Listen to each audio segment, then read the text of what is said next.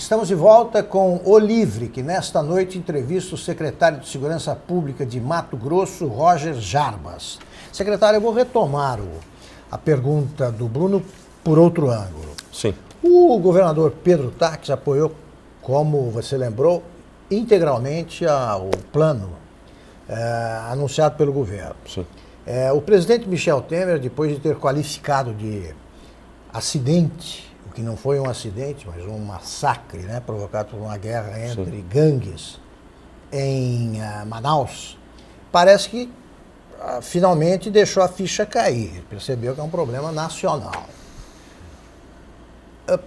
Contraditoriamente para mim, o governador Pedro Taques anunciou que não precisa da ajuda do Exército para o trabalho de varredura que ele apoia. Por que só Mato Grosso, entre os estados afetados pela violência, não precisa do Exército? Bom, a fala do governador foi no seguinte sentido, que ele vai analisar a real necessidade do emprego das Forças Armadas para revistar as unidades prisionais. Você aprova a utilização das Forças Armadas, a mobilização das Forças Armadas para esse esforço? Eu entendo o seguinte, eu vou fazer uma análise técnica aqui, tá? Primeiro que eu entendo que as Forças Armadas têm uma capacidade operacional muito grande, valorizo demais as Forças Armadas nas operações na região de fronteira, que hoje nós intensificamos cada vez mais a interação e a integração com as Forças Armadas na Operação Cadeado, em todas as ações que nós fazemos na fronteira. E a vigilância continua extremamente eficiente. Mas não, ela não é tão boa quanto poderia ser das fronteiras. Não é aquilo que é necessário. O necessário não ocorre ainda. Certo. Nós fazemos o que é possível, né? Estamos muito distante do ideal, muito distante. Mas estamos caminhando dentro daquilo que é possível, dentro do sistema de segurança pública. O Exército tem uma atividade de inteligência exemplar, eles têm capacidade para desenvolver ações que são assim, exemplo até para alguns estados. Mas eu entendo que dentro da expertise daquilo que nós fazemos em Mato Grosso, não seria necessário, neste momento, realizar a revista de celas com o emprego das Forças Armadas. Neste momento, pode ser que avance e seja necessário mais à frente. E por que não é necessário? Porque as nossas equipes que atuam dentro da Secretaria de Justiça e Direitos Humanos, em conjunto com o Sistema de Segurança Pública, aí entra a Secretaria de Segurança Pública, a Polícia Militar, a Polícia Civil, o Corpo de Bombeiros, a Politec, nós temos sim desencadeado ações proativas. Nós não podemos ser reativos. Mato Grosso mudou. Até 2014, eu posso garantir com convicção, e eu tenho quase 25 anos de segurança pública. Não apenas Mato Grosso, mas os estados e o Brasil como um todo sempre foi muito reativo. A população nunca cobrava nada de proatividade. Ela queria, sim, uma reação do Estado diante de uma situação grave. Nós mudamos a vertente de reação para proatividade. Então nós antevemos o problema e aplicamos medidas para que ele não ocorra. Mato Grosso já era para ter morrido mais de 70 reeducandos. 70, fruto da guerra entre as facções. E por que não ocorreram essas mortes? Justamente porque Mato Grosso trabalha de forma diferente de outros estados. E os investimentos no setor de inteligência nos trouxeram uma base de atuação que nos possibilita sermos muito mais preventivos do que reativos. Evitamos mortes. Então, por que é que eu diria que hoje haveria necessidade do Exército nos auxiliar dentro de revistas se nós temos o controle do sistema prisional? Eu vejo que não seria necessário. Nós podemos empregar muito melhor as Forças Armadas na fronteira e, de fato, aplicarmos energia na fronteira, e isso foi uma das falas que eu fiz e o governador Pedro Taques fez, junto ao Ministério da Justiça e com o presidente Michel Temer, de fortalecer verdadeiramente a fronteira. Porque qual que é a essência? Nós estamos tratando, e o Plano Nacional, ele tem sim medidas que tratam uma parcela das causas. Eu não estou falando de causa primária, eu não estou falando de educação, não estou falando de saneamento, eu estou falando do problema. Como surgiu a guerra entre as facções? Qual que é o objetivo da guerra? Hegemonia no tráfico de drogas, em especial no tráfico internacional. Iniciou-se com aquele evento lá no Paraguai. E o controle total de um presídio. O controle do presídio é uma consequência do controle do tráfico de armas e drogas. Porque não há controle dentro da unidade prisional se não tiver recursos, se não tiver dinheiro. Se o crime não for alimentado com recursos financeiros, ele não existe. uma facção deixa de existir. E por que ele é alimentado? Por que não se acaba com Porque isso? nós não temos um combate efetivo na região de fronteira. Se nós fechássemos, e fechar é uma coisa muito surreal, né? Mas se nós tivéssemos estrutura para atuar verdadeiramente no combate ao tráfico internacional de armas e drogas, porque um fuzil que está sendo utilizado numa periferia de qualquer cidade do Brasil e que está matando o cidadão de bem, está matando o profissional de segurança pública, ele não foi produzido aqui no Brasil. A maior parte desse armamento vem de fora. Ela é, sim, importada pelas facções. E a droga, a mesma coisa. Nós não plantamos maconha, nós não temos cocaína, folha de coca. Aí que vem um ponto importante para falar, que é a questão das fronteiras e da participação dos militares, né? Nós já temos aqui em Mato Grosso uma tradição de ter operações junto com o Exército nas fronteiras, Operação Ágata, etc. Né? Ágata.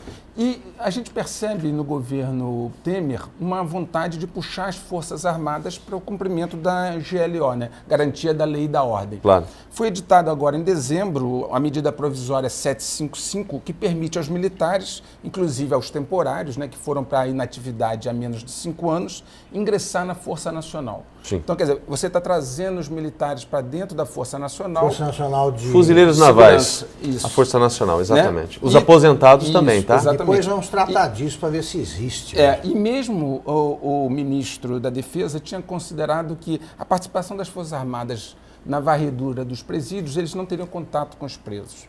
Uma avaliação que eu gostaria do senhor a sensação que nós temos é que os militares estão vindo dentro da garantia da lei e da ordem, para dentro realmente da Força Nacional, para dentro das operações na fronteira, para dentro das operações da nos Força presídios Nacional de segurança, que antes era composta só por PMs. Agora, a partir dessa medida provisória, militares que foram para a inatividade há menos de 5 anos. Não só PMs, tá? A Força Nacional são integrantes de todos que fazem parte do sistema de segurança. Então é policial civil, peritos, mas o detalhe bombeiros. É que antes não tinham militares, né? Das Forças Armadas. A Força Nacional... Interrompendo a tua pergunta. Esse ponto. Por favor. Militares enquanto polícia militar, né? E agora abriu-se até para temporários do Exército. A pergunta é: qual é a sua opinião sobre esse engajamento das Forças Armadas, seja na Força Nacional, nas operações de fronteira ou nas varreduras de presídio, o engajamento dos militares na área de segurança? Bom, primeiro, vamos fazer análise desse questionamento. Extremamente positivo. Eu entendo que cada vez mais as Forças Armadas têm participado ativamente de ações de segurança pública. Isso é importante, sim. Aqui no estado de Mato Grosso nós temos o General Baganha, uma pessoa extremamente capacitada e extremamente engajada com as questões de segurança pública. Então, em outros estados, isso se assemelha. Nós temos, sim, lideranças dentro do Exército Brasileiro e de todas as Forças Armadas que podem contribuir com o sistema de segurança pública, cada qual com a sua expertise e com a sua capacidade. Mas, acima de tudo, a Força Nacional ela foi criada como uma força preventiva, composta inicialmente por policiais militares. Depois houve um avanço, foram trazidos... Porque foi identificado, eu vou citar o caso de Alagoas, que tinha um índice de homicídio muito alto, né? E foi citado aqui no início da nossa conversa, o estado de Alagoas, e a Força Nacional começou a atuar lá, atividade preventiva. A presença de policiais uniformizados... de outros estados que não conhecem o lugar onde atuam. Exatamente. E a Força Nacional nada mais é que os próprios estados auxiliando o Ministério da Justiça, contribuindo em outros estados. É verdade. É isso que ocorre. Eu entendo que o caminho adotado hoje pelo Ministério da Justiça para a reestruturação da força é muito melhor. Eu buscar profissionais recém-aposentados, que passaram para a inatividade para compor a Força Nacional. Eles são capacitados. De preferência no lugar onde vive. Exatamente. Né? Você pode remanejar dentro do Estado. Hoje o ministro da Justiça, doutor Alexandre de Moraes, ele nos pontuou na última reunião que a vontade do Ministério da Justiça é pagar aos profissionais dos estados para atuarem como Força Nacional, mas dentro do Estado, e eles pagarem como uma jornada extraordinária, pagar as diárias. Então eu vou me deslocar de Cáceres para Sinop, quem vai pagar a diária desses profissionais? O Ministério da Justiça. E isso sim eu entendo como sendo extremamente positivo. Nós temos uma despesa dentro do Estado muito grande com o deslocamento de tropa, mas nós estamos preparados para isso. Agora, nós podemos ir além, nós podemos pagar a jornada extraordinária. Agora, deve haver uma Força Nacional? Eu entendo que deve haver sim, para situações de colapso dentro dos estados, porque pode ocorrer um evento que colapse o sistema de segurança pública, como ocorreu, por exemplo, no Amazonas. Houve um colapso? Houve. Poderia haver uma força nacional constituída por servidores presentes lá na Constituição Federal, instituído de forma constitucional, ela é lícita, ela é presente de fato, eu poder fazer um concurso e chamar esses profissionais e ter uma força auxiliar, eu acho extremamente positivo. Ou, não sendo possível essas mudanças agora, que vai haver um debate, obviamente, né, para se fazer essa alteração, que a Força Nacional seja composta, na sua maioria, por fuzileiros navais, por profissionais que acabaram de se aposentar, porque eles têm capacidade de atuar. E, às vezes, muitos deles já eram da Força Nacional. E você não desfalca o estado de origem. Você não acaba fragilizando as forças estaduais. Agora, secretário, em 2016, a Secretaria de Segurança teve um orçamento aprovado pela Assembleia de 2,1 bilhões. Só que, de acordo com o portal da Transparência do Governo, a Secretaria gastou 1,9 bilhão até o fim do ano. A gente sabe que a maior parte dos gastos é com pessoal e que o que sobra vai para investimentos da pasta. Exatamente. Investimento e custeio, né? Tudo bem. Agora, sobraram aí mais de 130 milhões. Essa semana o senhor esteve em Brasília com outros secretários de Estado, justamente para pedir aumento nos repasses da União para Mato Grosso, que faz fronteira com o país produtor, que é a Bolívia. A minha pergunta é a seguinte, se a Secretaria não utilizou o dinheiro que lhe foi reservado, por que pedir mais? E por que esse dinheiro não foi utilizado na sua totalidade? Esse dado está equivocado, tá? O que ocorre? O ano de 2016 nós consumimos, entre custeio e investimento na Secretaria, quase 300 milhões. Então o portal da transparência... Não estou dizendo que o portal está errado. Eu estou dizendo que folha de pagamento entra dentro do orçamento geral global da Secretaria. E eu posso lhe garantir, nós consumimos quase 2 bilhões em folha de pagamento e quase 300 milhões entre custeio e investimento. O teto orçamentário de 2017 é de 176 milhões de reais. Desses 176 milhões, eu disponibilizei para investimento, porque ele é inicial, ele vai ser suplementado durante o ano e nós acreditamos que ele ultrapasse 300 milhões, para seguir o mesmo perfil de 2016, porque tem um crescimento orgânico das despesas. A conta de energia, de luz, de telefone, tudo isso sobe organicamente. O combustível, o aluguel de veículos, tem as questões inflacionárias que são aplicadas e isso vai subir, obviamente, o valor. Agora, secretário, eu queria que o senhor dissesse se esses números estão certos, esses outros que eu vou apresentar. Um preso em Mato Grosso custa cerca de R$ 2.600 por mês, Sim. Que é acima da média nacional, também alta de 1.400. Por que é mais caro aqui? Em Mato Grosso? Bom, eu não posso lhe afirmar com convicção porque eu não tenho esses dados, eu não tenho controle desses dados. Aí seria muito mais a questão da gestão da Secretaria de Justiça e Direitos Humanos.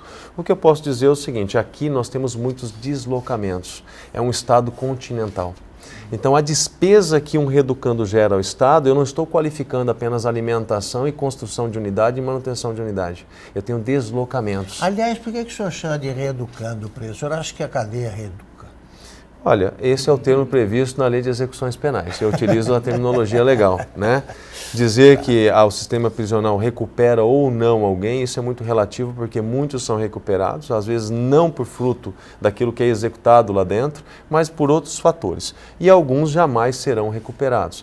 Existem psicopatas dentro do sistema prisional que não vão ser recuperados. Então, aquele cenário que todos viram, né, no tal do WhatsApp, então aquilo que ocorreu dentro de uma unidade hoje é divulgado amplamente aí nas redes sociais. Então aquilo para mim não é fruto de uma ação humana. Existe obviamente uma psicopatia e aquele cidadão pode ser recuperado?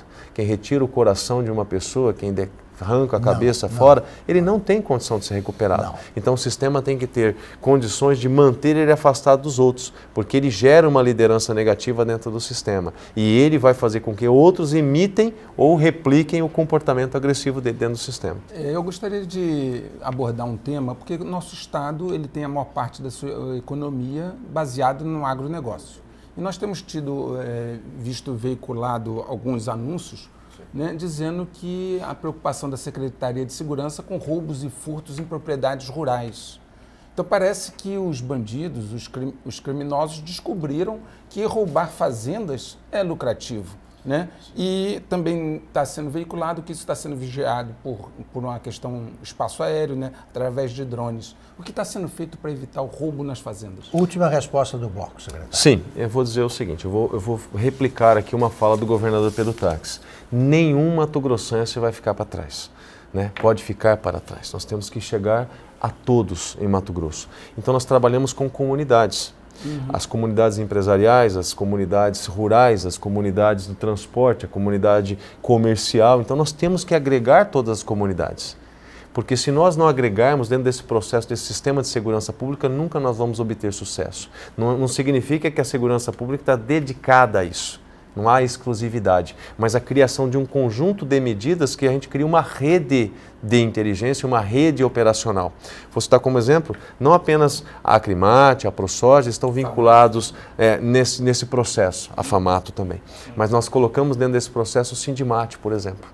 Bom, então, se eu estou tendo a questão da subtração de defensivos agrícolas e da produção que é feita aqui no Estado, eu tenho que envolver os transportadores. Então, nós estamos criando ferramentas de parceria e de interação. Mas o que é mais importante de todos esses convênios, desse trabalho em rede, é a trafegabilidade de informações. Quando nós temos uma boa trafegabilidade e segurança dos dados que estão sendo produzidos, a resposta é muito mais rápida e melhor.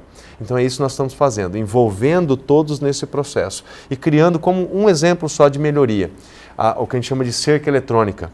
Câmeras OCR. Câmera OCR faz a leitura da placa veicular e indica se aquele veículo é produto de ilícito, é furtado, roubado, se ele tem pendências administrativas, ele aponta tudo. Mas para nós na segurança o que interessa? A questão da ilicitude. Então se é um veículo roubado, está trafegando na área rural e eu tenho câmeras que fazem a leitura e me apontam que tem um veículo roubado naquela região, eu sei que há um risco grande de ter roubo ali de defensivo agrícola, de carga, de produtor rural, de caminhonete, de carro, enfim, ele vai praticar crime ali. Pode ser um tráfico de drogas. Então você vê, com uma medida de interação, colocando todos, eu vou conseguir combater só o roubo de defensivo? Não.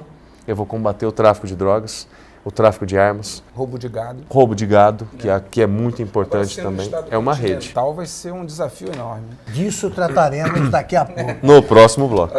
Estamos encerrando a segunda parte da entrevista com Roger Jarbas, secretário de Segurança Pública de Mato Grosso. O Livre volta já já.